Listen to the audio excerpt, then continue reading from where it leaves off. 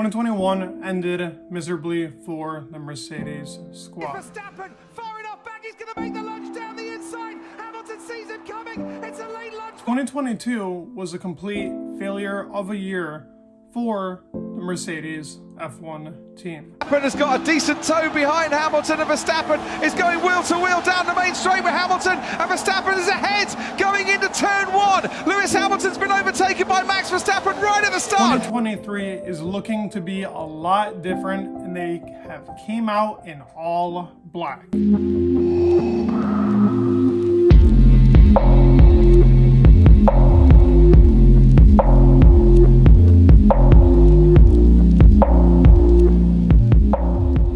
Reminiscent of the 2020 season. Black race suits, black car. They're here for revenge.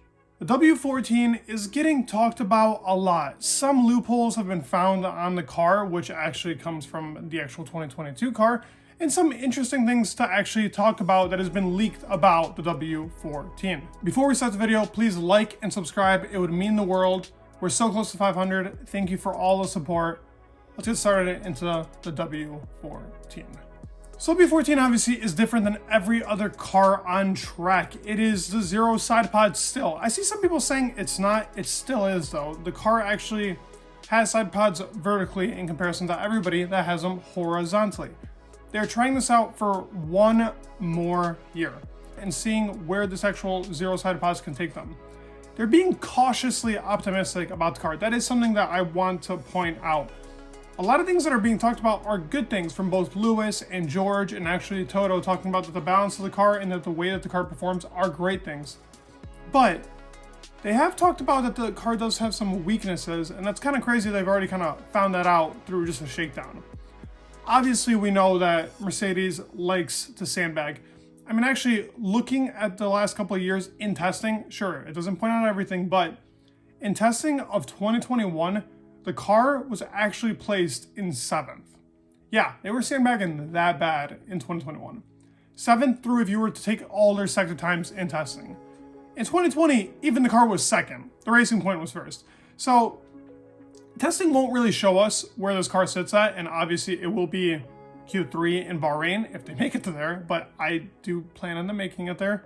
Other than the zero side pod, something that every team has picked up, but Mercedes has done completely differently to every other team, is the engine cover and making a line go all the way back to the rear diffuser. So Mercedes have done this, but it looks insane on this car. The actual lines around this car look ridiculous. I love the way that it looks. I actually put it #1 for my chassis in 2023 when it comes to the actual car bodies, if you guys want to go check that out. The engine cover goes all the way to the back, and it actually has a couple of cooling vents hidden going down, which is supposed to dispose the air somewhat to the bottom, and then the air that actually passes through go to the rear wing. So they're trying to give it that nice little balance that the 2022 car was missing. The 2022 car was extremely unstable when it came to balance, and that's why we saw on a lot of onboard cams the drivers really trying to work and get the car into its like optimal level for driving. There wasn't really an optimal level for the W13. But the biggest talking point, and the point that I was trying to talk about in the loopholes for Mercedes this year, and what really is an extreme change to Mercedes, is the actual front wing. We can tell that this year's front wing is a lot different to the 2022. First of all, it is a much more low downforce wing. They're trying to go for having the airflow go to the back and actually pick up that straight line speed that they did not have of last year. The front wing, yet again, has that, like, on its end plate, that opening.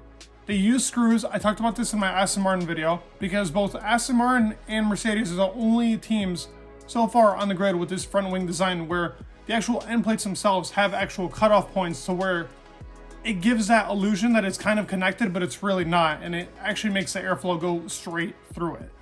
I'll put up a picture on screen, obviously, to show you what I'm talking about for both the Mercedes car and the Aston Martin car. Other than that, though, the way that the airflow flows throughout the car will be completely different with this front wing. The way that the front wing was designed was also to talk about its suspension. The suspension and front wing go hand in hand, and this year's suspension is completely different and redesigned to actually go along with the front wing, which was extremely lacking and gave them a lot of drag last year. The rear wing caused the most amount of drag. And a couple of you guys actually commented on a video that I made about Mercedes speaking about that.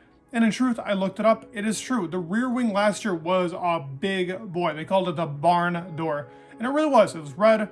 I think this year is going to be red as well with the Ineos in the back. But yes, that was a huge problem. And their rear wing this year will already be something that they're looking into taking off to not have that loss of downforce because of raising the car and the actual porpoising problem.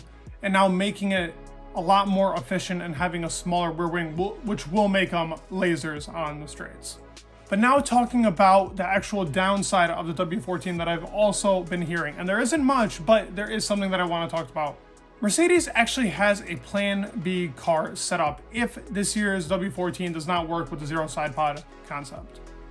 Now what's being rumored is that this other Plan B car will have side pods. It will have a different philosophy. They're probably going to go for that downwash philosophy that Red Bull and Aston Martin and Alpine and every other team is really following on the grid. They'll be behind, but they might have to revert back to something like that if the actual zero side pod does not work. It's a huge idea. It's different to everybody on the grid. So obviously they're giving it a go and let's see what happens with it. That's really the only bad news that I have for the W14. Everything else has been good news, but considering they have a Plan B car ahead, I don't really know what that tells for the actual W14, and are they confident that this car will make it towards that championship winning car that it wasn't in 2022?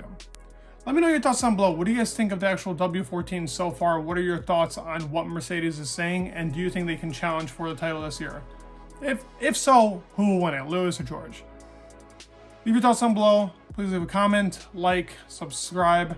Please, it would mean the world, and peace.